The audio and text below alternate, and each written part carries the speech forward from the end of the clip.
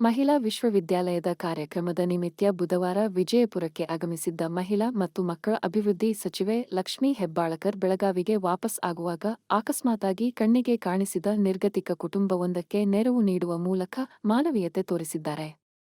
ಕಾರ್ಯಕ್ರಮ ಮುಗಿಸಿ ಮರಳುವಾಗ ವಿಜಯಪುರ ಬಾಗಲಕೋಟೆ ಹೆದ್ದಾರಿಯ ಪಕ್ಕ ಹನಗನಹಳ್ಳಿ ಎಂಬಲ್ಲಿ ರಸ್ತೆ ಪಕ್ಕದಲ್ಲಿ ಊಟಕ್ಕೆಂದು ಸಚಿವರು ವಾಹನ ನಿಲ್ಲಿಸಿದರು.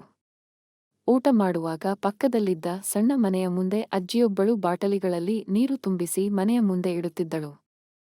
ಆ ಬಗ್ಗೆ ವಿಚಾರಿಸಿದಾಗ ರಸ್ತೆಯಲ್ಲಿ ಹೋಗುವ ಜನರು ನೀರು ಕುಡಿಯಲು ಬರುತ್ತಾರೆ.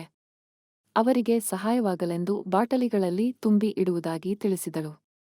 ಹಾಗೆ ಮಾತನಾಡುತ್ತ ಗೌರಮ್ಮ ವಾಡೇದ ಎಂಬ ಆ ಅಜ್ಜಿ ಹಾಗೂ ಜೊತೆಗಿದ್ದ ಮಲ್ಲು ಎನ್ನುವ ಹೆಸರಿನ ಅವಳ ಮಗನ ಕುರಿತು ವಿಚಾರಿಸಿದಾಗ ಅವರು ಹಳ್ಳಿಯಲ್ಲಿ ಹೊಂದಿದ್ದ ಮನೆಯ ಜಾಗ ರಸ್ತೆ ಮಾಡುವಾಗ ಕೈತಪ್ಪಿದೆ. ಇದರಿಂದಾಗಿ ವಾಸಿಸಲು ಮನೆಯೇ ಇರಲಿಲ್ಲ. ನಂತರ ಈ ಸ್ಥಳದಲ್ಲಿದ್ದ ತೋಟದ ಮಾಲಕರು ಒಂದೇ ಕೊಠಡಿಯ ಮನೆಯಲ್ಲಿ ವಾಸಿಸಲು ಅವಕಾಶ ನೀಡಿದರು.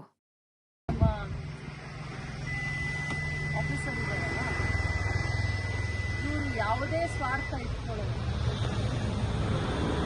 ಮನುಷ್ಯತ್ವವನ್ನು ಮೆರೆದಿದ್ದಾರೆ. ಅಂಥವ್ರಿಗೆ ನಾನು ರಾಜ್ಯದ ಮಂತ್ರಿಯಾಗಿ ವೈಯಕ್ತಿಕವಾಗಿ ಸರ್ಕಾರದ ಪರವಾಗಿ ಅವರಿಗೆ ಅಭಿನಂದನೆ ಸಲ್ಲಿಸ್ತೀನಿ. ಅವರಿಗೆ ಮನುಷ್ಯತ್ವದ ಮೆಡಲ್ ಅವ್ರಿಗೆ ನಾನು ವೈಯಕ್ತಿಕವಾಗಿ ನನಗೆ ಭಾಳ ಖುಷಿಯಾಗಿದೆ. ಇವತ್ತು ಇಂಥ ಆಫೀಸರ್ಗಳನ್ನ ನಾವು ಶ್ಲಾಘನೆ ಮಾಡಬೇಕು. ಮತ್ತು ಬದುಕನ್ನೋದು ಭಾಳ ಕಠಿಣ ಪರಿಸ್ಥಿತಿಯಲ್ಲಿದ್ದೀವಿ ಎಲ್ಲರೂ. ಅದಕ್ಕೋಸ್ಕರನೇ ಸರ್ಕಾರ ಗೃಹಲಕ್ಷ್ಮಿ ಅನ್ನುವಂಥದ್ದು, ಅನ್ನಭಾಗ್ಯ ಅನ್ನುವಂಥದ್ದು ಮಾನ್ಯ ಮುಖ್ಯಮಂತ್ರಿಗಳು ಇಂಥವ್ರಿಗೋಸ್ಕರ ಮಾಡಿರುವಂಥ ಯೋಜನೆಗಳು. ಅವ್ರಿಗೆ ರೇಷನ್ ಕಾರ್ಡು ಮತ್ತು ಅವ್ರನ್ನ ಬದುಕನ್ನು ಕಟ್ಕೊಳ್ಳೋಕ್ಕೆ ಅವ್ರಿಗೆ ಗೃಹಲಕ್ಷ್ಮಿಯನ್ನು ನಾನು ಮಾಡಿಸ್ಕೊಡ್ತೀನಿ ಅಂತ ನನಗೆ ಆಸೆ ಇಟ್ಟಿದ್ದೀನಿ. ಸ್ಪೆಷಲಿ ಪೊಲೀಸ್ ಆಫೀಸರ್ಗೆ ಆ ಭಗವಂತ ಈ ಕಾರ್ಯಕ್ಕೆ ಅವ್ರಿಗೆ ಅವ್ರ ಕುಟುಂಬಕ್ಕೆ ಒಳ್ಳೆಯದನ್ನು ಆ ಭಗವಂತ ಮಾಡಲಿ ಅಂತ ನಾನು ಹಾರೈಸ್ತೀನಿ.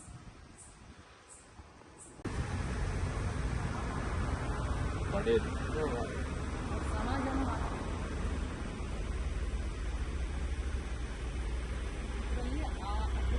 ಮತ್ತೆ ಪೊಲೀಸ್ ಆಫೀಸರ್ಗೆ ಜಾಸ್ತಿ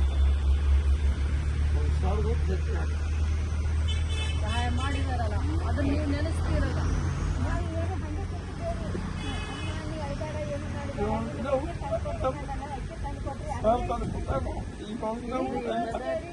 ಎಂತ ಕೆಲಸ ಮಾಡಿದಿರಿ?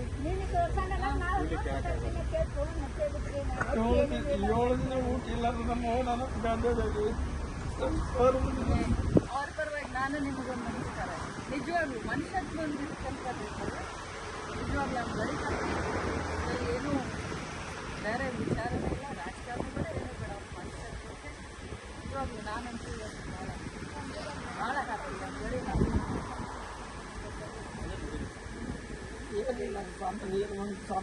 ನನ್ನ ಕಡೆಯಿಂದ ಏನು ಮಾಡ್ಬೇಕು ಹೇಳಿ, ನಾನು ಅವ್ರಿಗೆ ಯಾವ್ಯಾವ ಆಫೀಸರ್ಗೆ ನನ್ನ ಇಲಾಖೆಯಿಂದ ಇದು ಮಾಡಿ ಅವ್ರಿಗೆ ಸಹಾಯ ಮಾಡ್ತೀನಿ.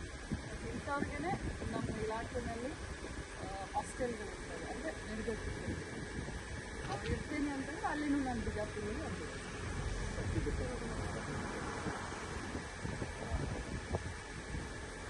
ಸರಿಯಮ್ಮ, ಧೈರ್ಯವಾಗಿರುತ್ತೆ. ನಾನು ಇದ್ರ ಕಡೆನೂ ಸಹಾಯ ಮಾಡ್ತೀನಿ.